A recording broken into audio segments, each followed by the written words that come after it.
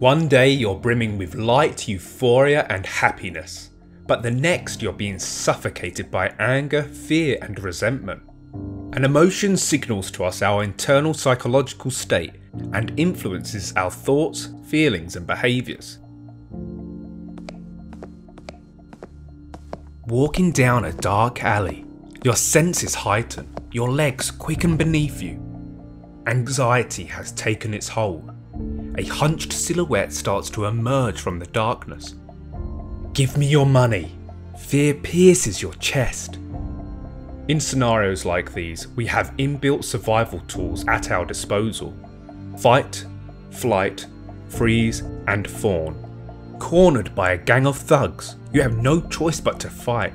A ferocious dog leaps over a fence. Before you're even aware, your flight response has kicked in. Trekking through the savannah, you hear a rustle coming from the bushes.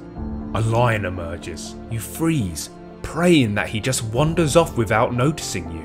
After months of being bullied, you fawn in an attempt to pacify their cruel ways. Our fears and anxieties can either be rooted in our genetics or learnt during our lives.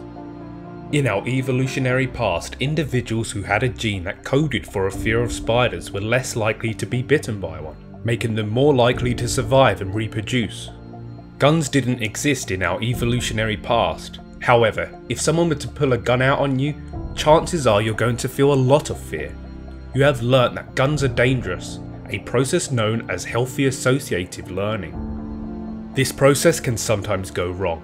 Charlotte's out in a rough area of the city and is the victim of a crime. Instead of just simply avoiding this area in the future, she concludes that the entire world is a dangerous place. In a scenario such as this, it is vital that the unhealthy association is weakened. With any fear or anxiety, there's a trigger. This sets off a cascade of panicky thoughts. Our feelings then mirror these, in turn influencing our behaviours, which keeps the cycle going. In Charlotte's case, even looking out of the window causes a large spike in anxiety. She slams the curtains shut, bringing her anxiety back down. Unfortunately, her relief doesn't last for long. Her behaviour has reinforced her fear of the outside world, meaning she continues to be repeatedly triggered. Using exposure and response prevention techniques, this cycle can be broken. Charlotte identifies her trigger, the outside world. She writes down a list of triggers ranging from low to high with regards to the amount of anxiety they cause. Her first exposure is looking out of the window for 10 minutes. Doing this floods Charlotte with anxiety. It's almost unbearable. Her legs buckle, blood thumps through her head, yet she bravely continues to sit with her thoughts and feelings. Her anxiety remains high for a while, but then slowly starts to fade. Over the coming days, she repeats this process.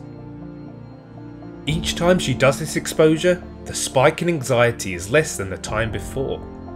Soon, she's ready to move on to her next exposures. She battles them one by one until finally completing her last, walking through the city. She continues to repeat this exposure over the coming weeks and months. Finally, she has overcome her fear of the outside world.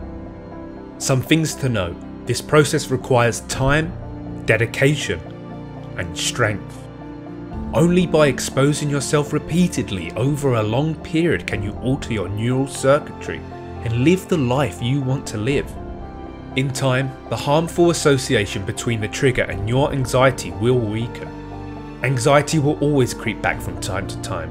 Don't worry, this is normal. You now have the tools to keep your fears at bay. So what fears and anxieties do you want to overcome? Tell us in the comments below. And we'd just like to say a big thank you to all of our patrons.